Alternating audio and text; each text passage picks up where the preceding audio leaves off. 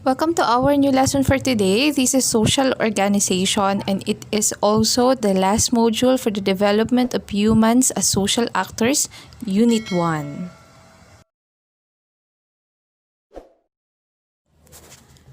Kung magkakating class ang barkada mo, gagayahin mo ba sila? O kung tatalon ba sila sa cliff to dive into the water, will you do the same?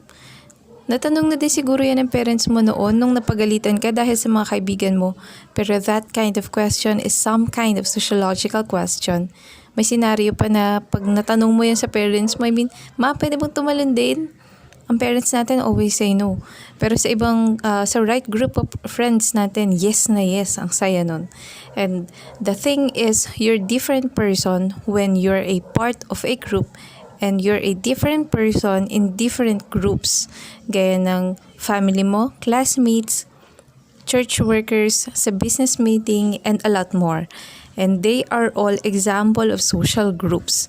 And possible na may kilala ka na umattend na in all that different groups na nasabi ko. So now, if we want to understand how these groups are different and even how they are similar, we need to talk about the social groups are and why they matter, both to people who are part of them and to the people who aren't.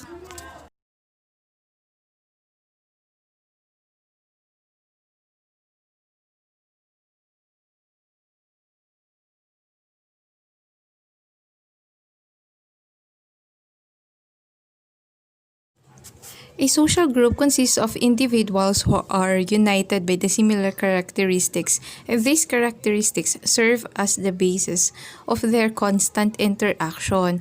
However, not all individuals who share similar characteristics interact with one another. Marami tayong kilala about yan. And this phenomenon is observed in social category. Magbigay tayo ng example. Gaya ng mga barkada natin. Teka, ano nga ba yung barkada? Ang barkada ay Filipino term na ginagamit ng mga kabataan to refer to a group who share the same social inclination. And aalalahanin natin na maraming tayong mga fun memories with our barkada. And barkada may be classified as social groups.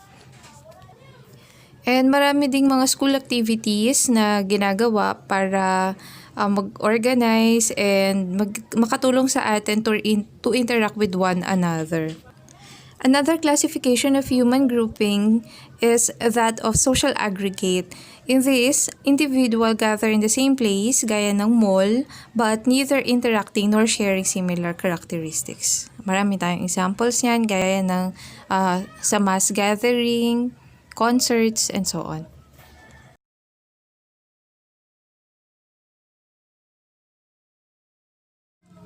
A social network consists of individuals who have dyadic relationships that are interacting with other relationship within a structure.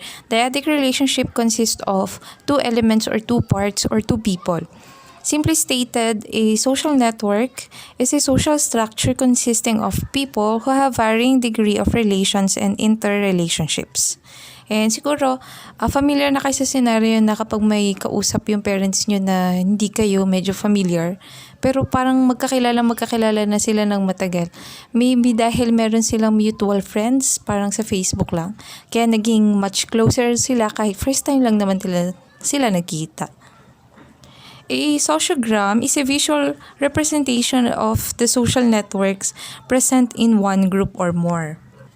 This was developed by Jacob Moreno, a psychotherapist, in 1951 to understand the dynamic of the intersections of social groups. Example is individuals or peers within the structure, gaya ng sa school, sa church, or village. Yan, nandyan yung picture. Makikita dyan sa picture na yung may pinakamalaking bilog, yung ikaw, maybe, and yung susunod na lines, ng susunod na bilog ay yung mga connections mo, friends mo, direct friends mo, and yung mga maliliit na bilog under nun ay mutual friends ninyo possible or kakilala ng kakilala mo, and so on. Among the structures, meron tinatawag na clique. Ito yung an exclusive group that separate from the entire unit o yung mga may nakahiwalay tapos wala ng ending. Tapos, meron naman tinatawag na one-way choice, an individual who relates to other individual who does not reciprocate the affiliation. Kakilala siya ng kakilala mo pero hindi na kayo magkakilala. Ganun. And number 3, isolate. An individual who has chosen no one and is not chosen by anyone in the structure. When individuals congregate in groups, they create rules, boundaries, and loyalties that delineate from others. This delineation is a crucial contributor for the formation of unity and cohesion among members. And meron tayong 3 types of human social groupings: in-group, out-group, and reference group. An in-group is a social group in which an individual directly affiliates and express loyalty to. Meron siyang 3 primary characteristics that reinforce the boundary that it creates between its members and those coming from other groups. We shall take a look at each of the 3 primary characteristics. Number 1, members use titles, external symbols, and dress to distinguish themselves from others by Chandra 2007. Napakaraming, medyo familiar na tayo about dito. Example nito ay ang mga Jejemons, kung paano sila mag-isip, napakabilis ng isip nila, nakakatawa agad, ganon, yung pananamit nila, and so on. Medyo formal naman tayo. Military groups, isa to. Napakaraming in-groups culture dito. The bonds that military personnel create with one another are enhanced by the shared ideals, practice, and experience. Kita natin sila kapag nagdadasal sa lamesa bago sila kumain. Minsan magkakahawak pa yung kamay nila, di ba? Tapos may bilang yung mga subo. Ayan, napanood ko lang sa video. Another, members apply positive stereotypes in their groups and negative stereotypes to the out-group. So, in general speaking, the in-group consists of the majority who defines who is normal and acceptable. So, those who do not conform o hindi sumusunod to the prescribed norms are considered part of the out-group. Just as a deviance is often punished by ostracism and discrimination, individuals who fail to meet the standards set by the in-group are bound to experience being socially marginalized. And the phenomenon of individuals preferring members and behavior practiced within the in-group are opposed to those from out-group or tinatawag na in-group favoritism. Ang hirap ng ganun kasi madi-deteriorate possible ang self-esteem ng individual and nagki-create siya ng biases to one another, and that makes the in-group the superior over the out-group. Last characteristic is members tend to clash or compete with members of the out-group, and this competition with the other group can also strengthen the unity within each group. Rivalries among schools, yung mga competitions. Sa December, wala tayong ganun which are highlighted during competitions in sports, quizzes, rankings. Yon, examples yon. It tends to compete with out-groups, and school spirits is often intensified enough the common desire of individuals in group to succeed against the opposing group. In some cases, intergroup aggression takes place as members of the in-group harm individuals from the out-group due to the undesirable traits that clash with the group's prescribed norms. An example nito ay ang bullying. Intergroup aggression as members of the dominant group inflict harm on the individual who is perceived to be an outsider. And stereotypes and prejudice are often created by members of the in-group against those from the out-group. And this is due to the ethnocentrism orientation of the members in an in-group. Out-group. This is the group that an individual is not part of. Gaya ng outcasted. Negative attributes are usually associated with individuals who are part of this group. Individuals from an outgroup are usually considered malevolent even if they are not, because members of the in-group perceive themselves as diverse and complex. Members of the outgroup are described as a group without any differentiation. Hence, these individuals are prone to being stereotyped and worse, dehumanized. As members of the in-group refer to them solely on the basis of their projected characteristics. Magbigay tayo ng example. An individual who is part of an in-group of heterosexuals would consider those with different gender as part of the out-group without distinguishing what type of gender they have. Sa war naman, opposing groups tend to dehumanize each other na lead into countless death. Medyo familiar siguro kayo. Ako may mga napanood akong K-dramas before na may ganitong scenarios, pero hindi na ako magbabanggit kung anong movie yon, or kung may alam ka na bansa na ganito ang patakaran, hindi ko na sasabihin. Okay, doon naman tayo sa reference group. The behavior of an individual can be shaped by the set of behavior and beliefs of a group that such an individual considered as ideal. This ideal group is called the reference group, and which is used by an individual as a standard to measure his or her actions. The existence of the reference groups can have two effects on individuals' self-evaluation. When an individual receives a positive self-evaluation sa sarili niya, he or she experiences the normative effect. Maybe gagayahin niya yun, susundan niya lang yung yapak nun. And on the contrary naman, kapag negative self-evaluation yung na-receive mo, often results from the comparison effect. Maybe, baka lalo kang magkaroon mas stress kasi anong pinagkaiba namin dalawa, bakit mas magaling siya or mas maganda siya kaysa sa akin, and so on. Systems for ranking the efficiency of universities ay another example who have allowed for the creation of reference groups in the academic field. Kaya sila naglalabas ng list ng honors, dean listers, and best among their counterparts. And these are held as a reference point by which other attempts to restructure their programs and objectives. Proceed na tayo sa group membership. Gaano ba kahalaga na dapat ay nabibilang tayo dito? Group membership has been a key element in fostering the development of the social nature and ideal of an individual. Nakakatulong din sa atin ito dahil natututo tayo dito ng different cultures sa ating society.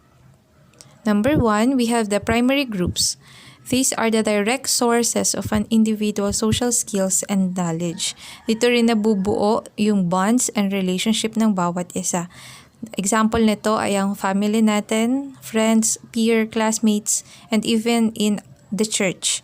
Due to the connection between the individual and the members of this group, primary relationships are formed from these social sets.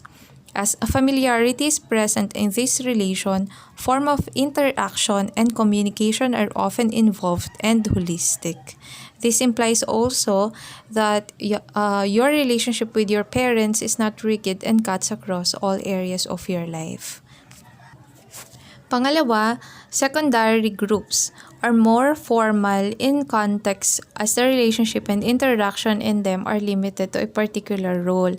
Example nito ay ang pagiging client and agent, researcher and informant, or tenant and landlord. Pansamantala lang and connected kayo dahil may kailangan kayo sa isa't isa. The type and extent of human interaction ay nakabase sa size ng bawat grupo.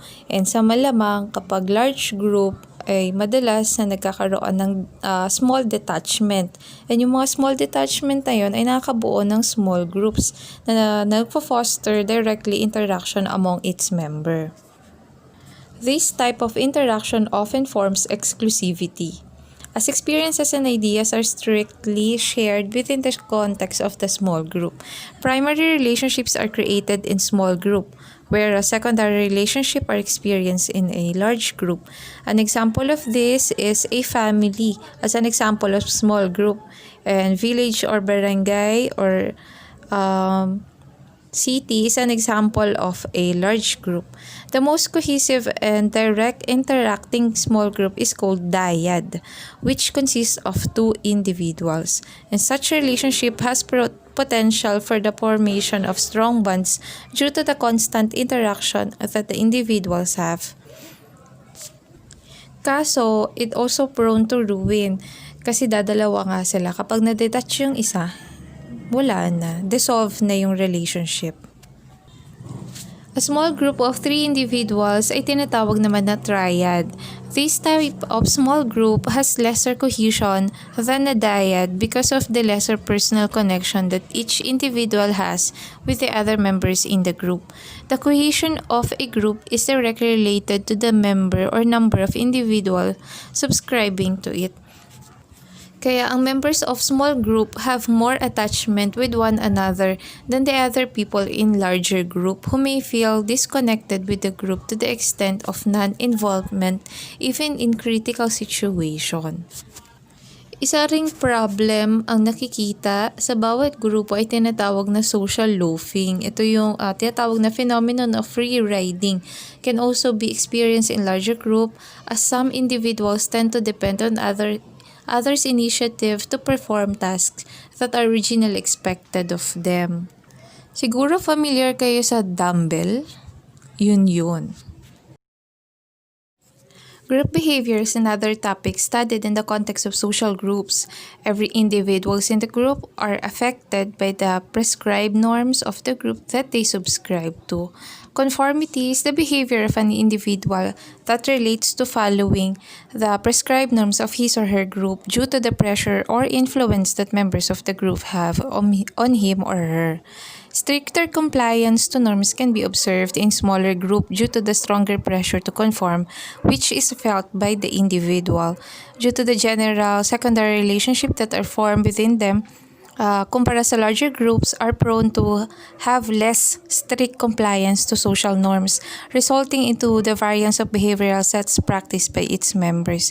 Tsaka yung mga hindi pagsunod sa larger groups, actually hindi na yun mapapansin masyado, magmumukha lang siyang anonymity sa mga members or magmumukha ka lang strangers kapag hindi ka sumunod. Ganun.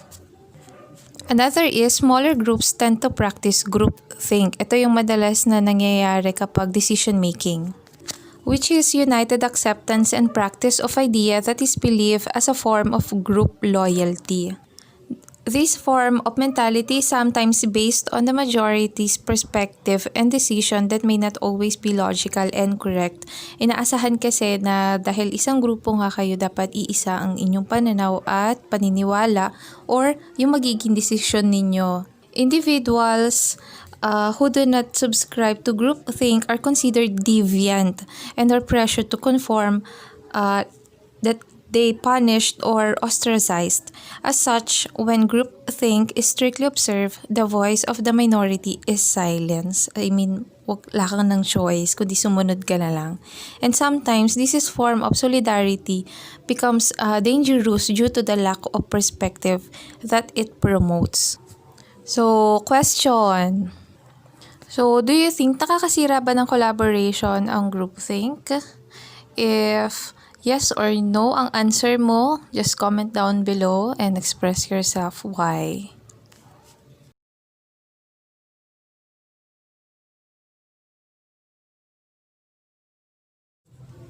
Every group tends to have leaders who exercise authority over its members.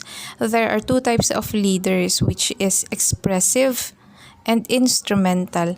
The difference between two is the motivation for leadership. An expressive leader is motivated by the relationship that he or she has with the members of the group. This leader employs the cooperative styles of management. Tinatanong niya kung ano yung passion ni ganyan, kung ano yung masasabi ni ganito, ni ganyan, kung maapektuhan ba sila or what. Unlike instrumental leaders, implement the directive style of management. Ito na yung mga desisyonerang leader na alam na niya kaagad kung ano ang tama para sa grupo. Wherein members of the group are directed to perform tasks na inutos ng leader that lead to the achievement of the group goals. This type of leader is achievement motivated, which makes the purpose of the group and the individuals defined by the goals they have set. Unlike under the leadership of an expressive leader, unity is often threatened concept under the leadership of an instrumental leader. So this threat is due to the conflict that are usually formed in the pursuit of achieving a goal. An instrumental leader may experience resentment from the members of his or her group, which may not be experienced by an expressive leader. Okay, let's proceed to the last topic, which is the social organizations. Social organizations or organizations are created by individual to foster a more direct relationship in secondary group setting. Meron tayong tinatawag na formal organization. This is a secondary group that directed by its goals. Ito yung mga examples. Marami tayo niyan nakikita sa social media, yung mga tumutulong lalo ngayon, pandemic, nagkakaroon tayo ng mga kalamidad, mga social groups sila. Meron din tayo in political parties, sa school groups, professional organization, etc. And yung tinatawag na informal organizations naman ay galing din sa formal organizations. Sila yung mga subgroups na tinatawag na nabuo through camaraderie among colleagues. And in most cases, informal organizations cater to the personal needs of individuals as opposed to the structure-oriented formal organization.